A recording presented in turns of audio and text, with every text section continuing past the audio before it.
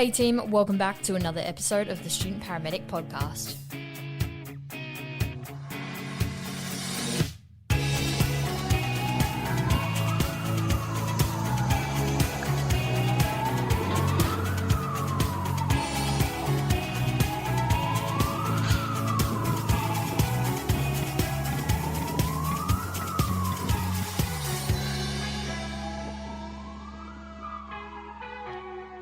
Hey team, welcome back to another episode of the Student Paramedic Podcast. My name's Alex, I'm your host today. Now, today we are going over a frequently asked topic, which is how to be successful in interviews and the application process. So I thought I'd get in the big guns, which is Gabrielle Dolan, who is an expert in effective communication and more specifically storytelling. Now, I picked up a book a month ago called Magnetic Stories by Gabrielle and I started reading it. But almost as soon as I started it, I saw that she had a book called Storytelling for Job Interviews, which is available as a free PDF on her website. Now, as a final year student applying for jobs at the moment, I purchased it that night and read it in less than a day. And I've been using it to curate my stories for examples during my job interviews. So naturally, I've reached out to Gabrielle to share her insights with you all, and she's worked with individuals and organisations regarding the power of storytelling and has worked with organisations such as Amazon, New South Wales Health and the Obama Foundation. So Gabrielle, thanks so much for taking the time out of your day to have a chat today about storytelling for job interviews. Thanks, Alex. I'm excited to be here. Well, I'm excited to have you. So would you like to go through a little bit about your story and how you came across the power of storytelling and why you're so passionate about it? Yeah, look, I started my career, I'm going to show my age. It was back in 1984. You probably weren't even born, but I was a mainframe computer operator, which again is showing my age because I don't even think they have mainframe computers anymore. But I literally started in technology and I worked through the ranks and then moved into some leadership roles and some training roles. And I left corporate world about 17 years ago. And I left because, well, it was time to go. But also as a leader, I knew it was pretty hard to communicate and influence. And I noticed that storytelling was a way to do that. I sort of noticed that the really good leaders were sharing stories, the really good presenters were sharing stories. So 17 years ago, when storytelling wasn't even a thing, I decided I could teach people how to share stories more effectively, which I started to do. It's probably only in the last, few years, 5, 6, 7 years that storytelling's really gained credibility as a key way to communicate, a key way to influence. I predominantly work with leaders. So how do we drive change? How do they communicate both internally and externally? So to their employees and customers through storytelling. But the storytelling for job interview book came about because I was being asked by my clients to coach them in doing job interviews, and that normally requires a one-on-one session, which I just didn't have the capacity. I didn't have the bandwidth to do this one-on-one session. So I decided I might as well make an online program to teach people how to do it. So I did that, and then I was pulling the manual together.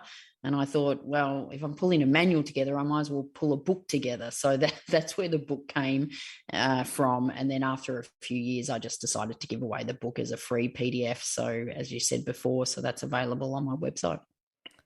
That's really amazing. And communication, as you said, is a really important or critical aspect for leaders, but also it's a really important part of the healthcare profession in terms of being able to communicate with patients as well as with colleagues. But in particular, like you said, for job interviews, it's basically the part where you've put in all your sweat and tears, and then it's the final aspect to basically sell yourself.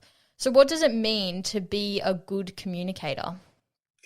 Yeah, and I guess maybe if I even focus that question on what does it mean to be a good communicator during a job interview, because I see the biggest, I've been on the either end of job interviews all my career, and I see the biggest mistake people make is they just go in and regurgitate their resume.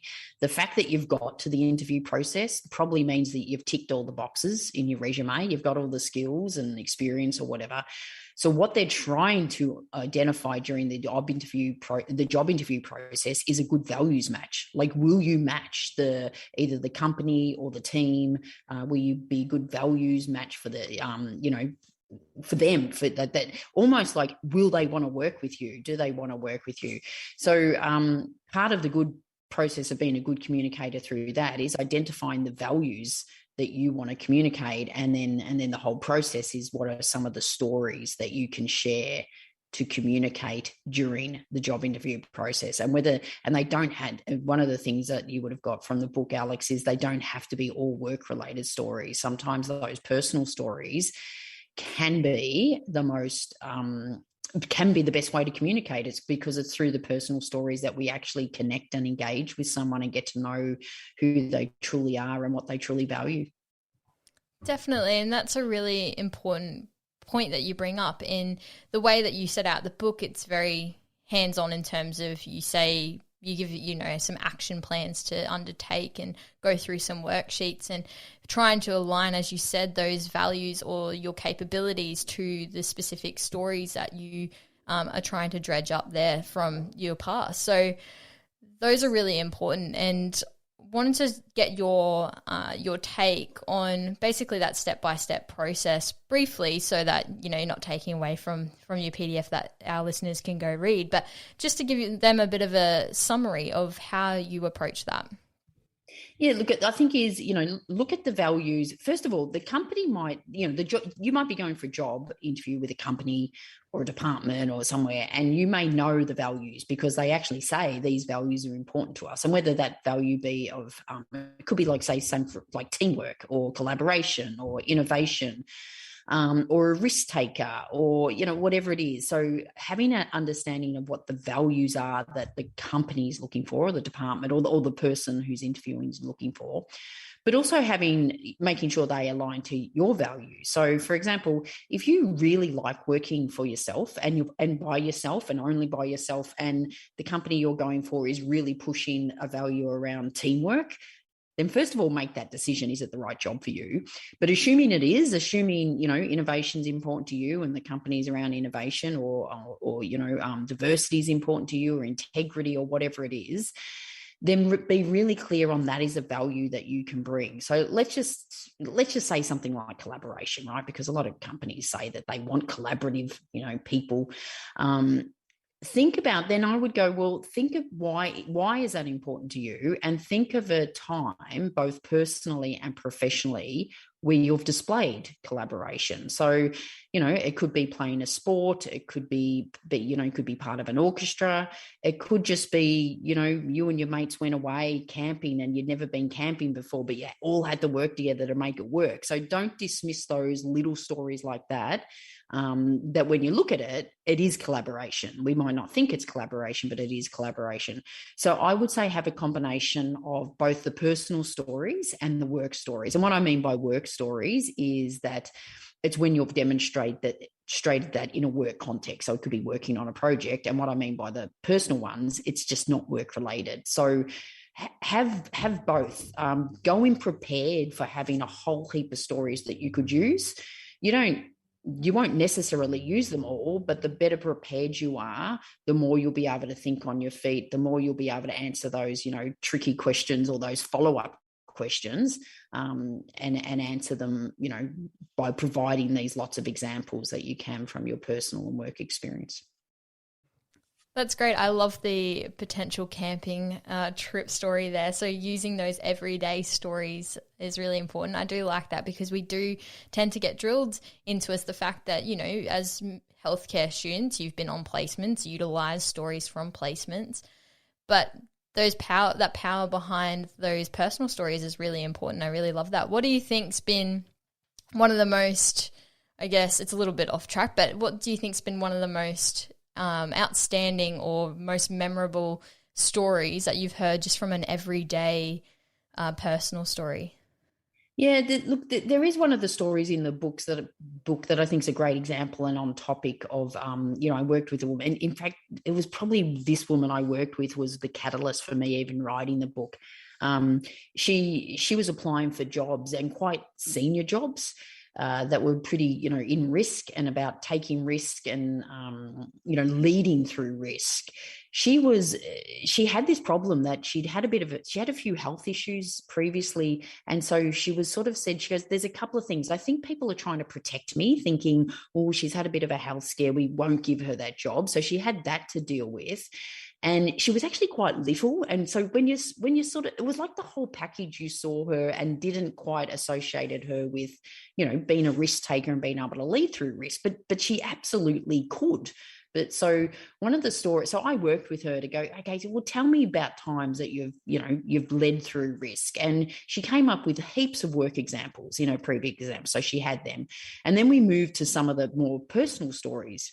And she shared with me a story about when she went scuba diving off the coast of Mexico. So even when she started this story, I sort of was going, what? Hang on, you went scuba diving off the coast of Mexico. And she just shared a story about she was, on an underwater ripped, and she got ripped away from her, dive squad. And when she rose, there was her and a really inexperienced diver with her. And she just took me through all this process of the things she had to do to not only save her life, but to save, her dive buddy. And it was just, and I'm just going, oh, this story is gold. This story is absolutely gold. That besides all the work stories, this story on its own will tell anyone that hears it that not only are you prepared to take risks, that you're courageous, that you stay calm under pressure. And so just knowing all the values that story delivered, and then of course it's, telling it in a way that's really succinct too. I'm not sure if we're going to get that to this, Alex, but don't make your stories 5 or 10 minutes long. Make them really, really short so people want more. I love that. That's important. And how do you go about having a structure for it? Yeah, look, so the way to tell a story well is I keep them short. So my guideline is about 1 to 2 minutes.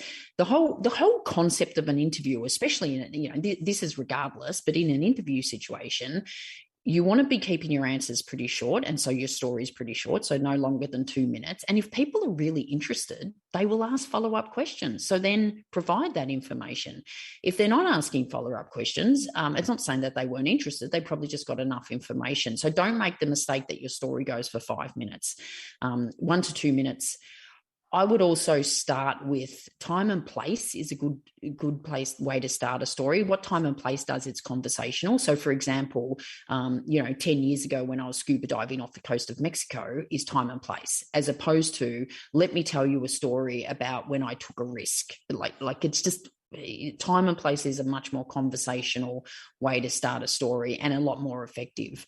And then also end it on purpose. So you don't want to be sharing a story where the interviewer is going, so what was that about again? So, the way she ended her story is something about what that taught me was being really, centered when you're taking risks. So, but just end it on the message. So if the message you're trying to get across is that you're calm under pressure, you're sort of going, what I learned from that was the importance of being calm under pressure.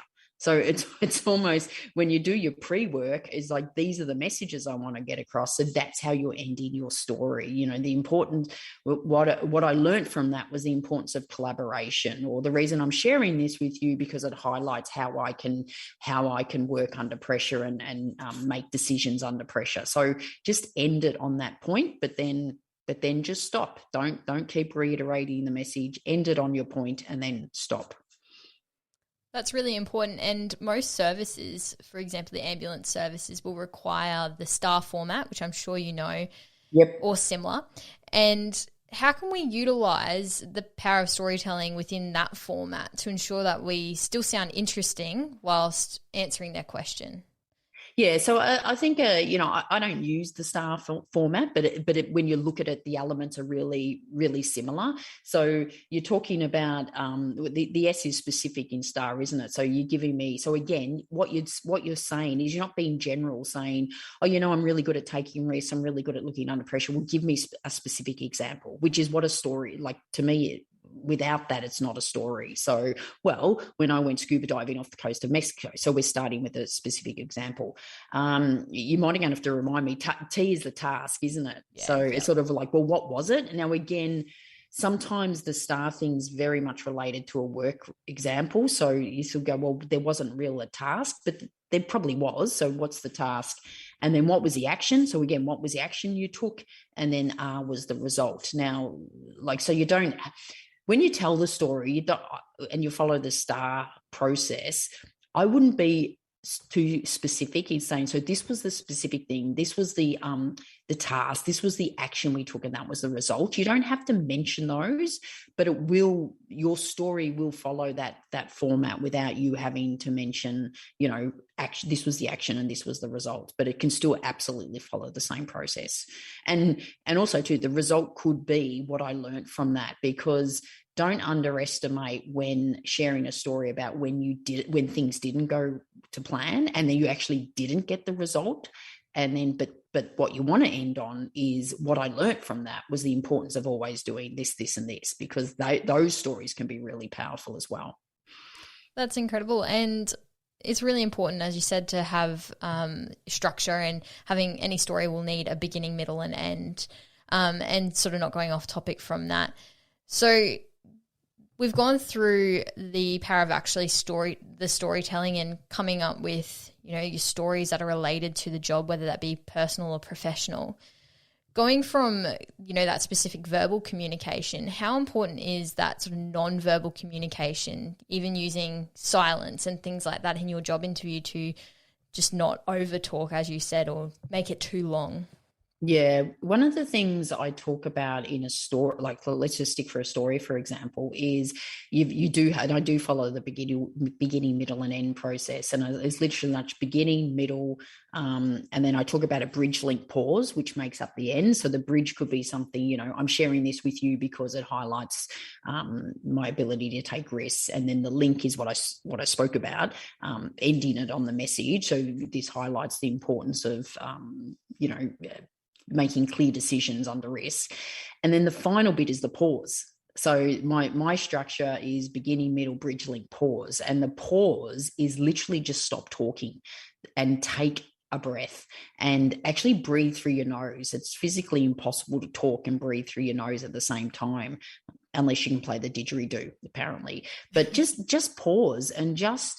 So you've just ended your story, and just don't get into the habit of just talking and talking. Normally we do that because we're nervous. When people are nervous, they just keep talking and talking and talking. So do your story, know what your point is. So know what the final sentence of your story is. And of course, you're going to practice them and rehearse them, and then just stop talking and do the pause. And that just allows the person to take it in. It allows the person to actually connect with your story in a personal way. And then it asks them for follow-up questions. So just embrace the pause. People don't embrace the pause. We get nervous of the pause, but embrace it. And again, normally when we're nervous, we tend to just keep talking, and we don't want to be doing that. So just pause and count to 1 or 2 seconds or something before you talk again. I'll definitely be utilizing that one. So when working with your clients, are you always focused on storytelling, or do you give them other communication tips and approaches to coach them through? The vast majority of work I do is storytelling, but the other things I guess if you look at my business, the main thing I run is storytelling training. That is the main thing to communicate both internally, externally. I also do how to present with impact. So, whether you're presenting on stage to hundreds of people, or whether you're just presenting to 1 or 2 people in person, or whether you're presenting virtually. And even in job interviews, in our current environment, this presenting virtually is going to be with us for a lot longer than we think. Even when we all get through COVID, if in fact we ever do get through, pandemics, people know that presenting virtually can work. So I think they'll be doing a lot more of it. So we're going to be experiencing doing job interviews a lot more in the future than we've done in the past. So there is some techniques when you're presenting virtually. And so when I say presenting in a job interview, you're presenting yourself. So you are presenting. Just a few little things like make sure people can hear you.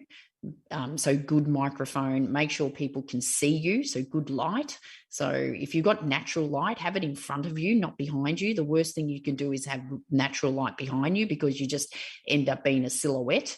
And have the camera at eye length and look into the camera. And actually, that is a lot harder than it sounds, because what we tend to do is we look at the person on the screen, which by default means we are now not looking the person in the eye. So having the camera at eye length, nobody wants to look up anyone's nose for an hour, which we tend to do. Have it at eye length, and practice looking at it.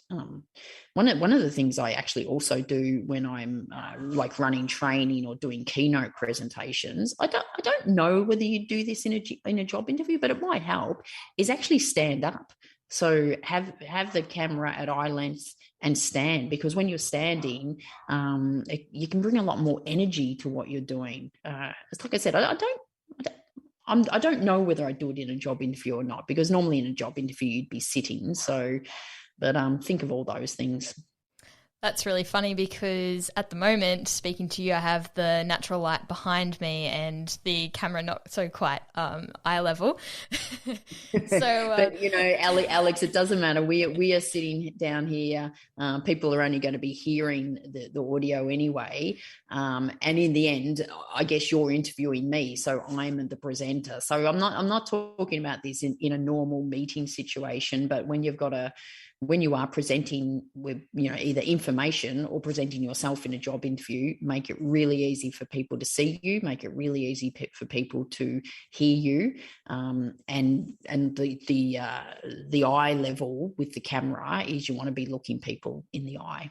Those are really great tips. And even some of the most, one of the best presenters in the world that do this all the time, they always mention how, you just got to be really enthusiastic too when you're communicating, because we never like to listen to people that are monotone and boring. And so I guess that would work at any time, job interview or just in general conversation. But particularly, I guess, during a job interview, you don't want to, if the people that are recruiting you have been sitting and listening to 500 applicants a day, they're not going to want to listen to monotone and boring. So yeah, exactly. And that's a good point too. Remember, again, whether they're interviewing people, they potentially put them all back to back. And if it's a virtual situation, make it different. I tell you what I'm not a fan of is I'm not a fan of the virtual background. Virtual backgrounds are clunky. And every time you sort of move your head, you disappear. I would say in a job interview, your background, your real backgrounds, you've got an opportunity to say something about yourself or share something about yourself. So you want to make sure that reflects that. Now, so first of all, you don't want your dirty laundry, like physically your dirty laundry in the background, but it could be an opportunity to, for example, you might play the guitar. So I would say keep your background pretty basic, but you might have you could have a family photo in the background, or perhaps it's a photo of you, trekking or sailing, or you like I said, you might play the guitar or surf and you've just got a guitar or one of your surfboards in the background. So it's an opportunity to manipulate your background so it's giving elements of your personality, because I guarantee you that will actually lead to a question. Like if someone's saying, so the surfer, do you surf? And you go, oh yeah, surf. Or someone will go, what's the picture of? I go, oh, that's when I went on a family holiday to blah blah. And it gives you an opportunity to talk about you in a more authentic way. So be mindful of your background. I would say put some effort into your background when you're going for a job interview in a virtual situation. That's a really good point. I really like that. That's something that I didn't consider, and I guess it's the power of being online and virtual at the moment, to be able to do that for job interviews. So that's a really good point. Now, I wanted to get you to walk me through and walk our listeners through the question of your greatest weakness. Now, that's something you touched on in the book, and it's something that's asked by a lot of people. How do you generally approach that and use storytelling to give your best answer? Yeah, the old what's your greatest weakness question, I guess. you've got to find an opportunity to turn what you think would be a weakness into a positive. So that's what you sort of got to look at it. Or, maybe you're aware of it, but you challenge it. It always reminds me of that joke where someone says, there's a person going for a job interview and they say, what's your greatest weakness? And they said, telling the truth. I can't help but tell the truth. And the interviewer goes, I wouldn't consider that a weakness. And the person goes, I don't give a stuff what you think. It's just like, I clean that up. I normally swear a lot when I do that. So it's not about that, but it could be a case of going, and I think it's genuinely talking about your weakness. First of all, you don't want to say I don't have any, because that is, everyone's got weaknesses. But it could be things like I'm a little bit of a perfectionist, and I know, sometimes that works for me, but sometimes I put way too much effort into something. But I'm conscious of not making that, hold me back, because so just like any strength overdone is a weakness. So you've got to sort of talk about your weakness, that it is considered a strength in some parts, but yeah, do it in a way. So, it's almost potentially what, if you've got a weakness that you're aware of and that you talk about how you're going about it, they will see that as a strength. They're asking that question. Just know they're asking that question not to know what your weakness is. They're asking that question to know how self-aware you are. That's the only reason people are asking that question in a job interview. That's why it's the worst thing you can possibly say is, I don't have a weakness.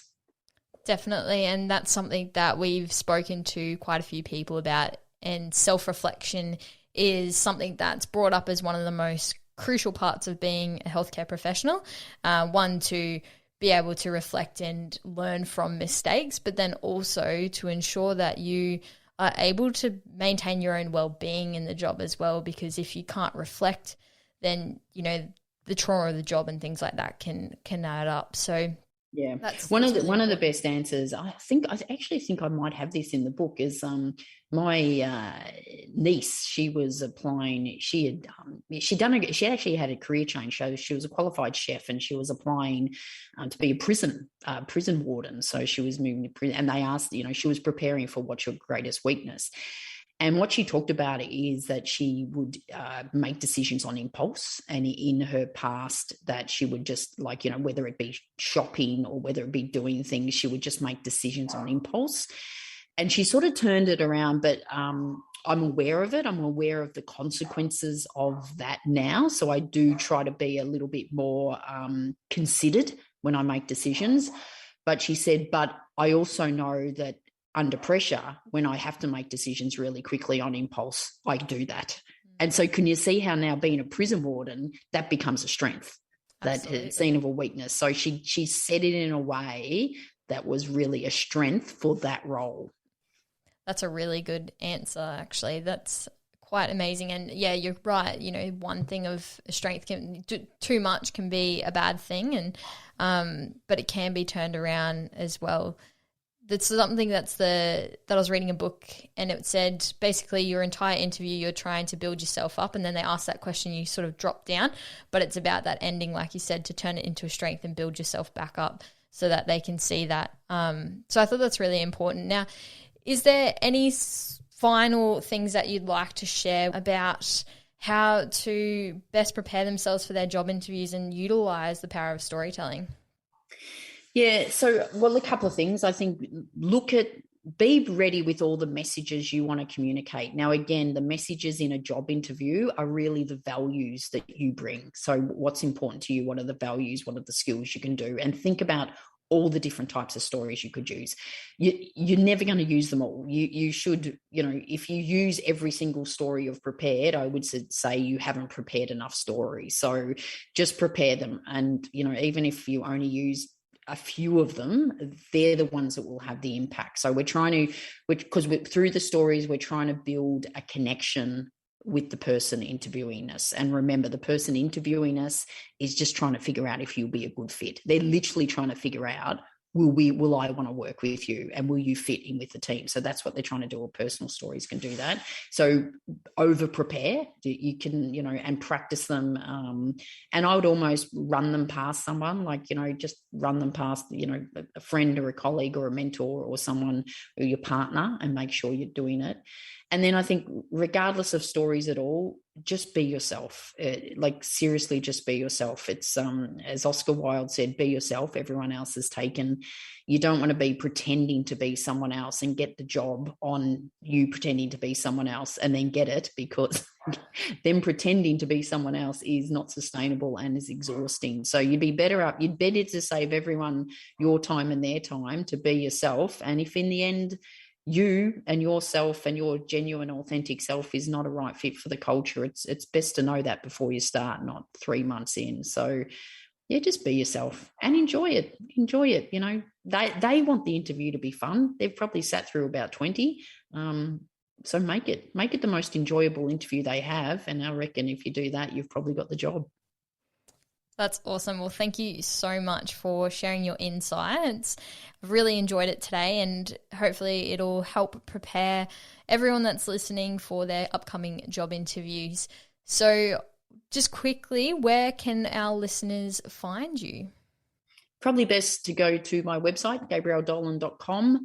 And yeah, if you go into the book section, you can download the Storytelling for Job Interviews PDF for free. And there's a whole heap of other stuff around storytelling. The 7-day storytelling starter kit, which is free, and that'll just get you started on storytelling, hence the name.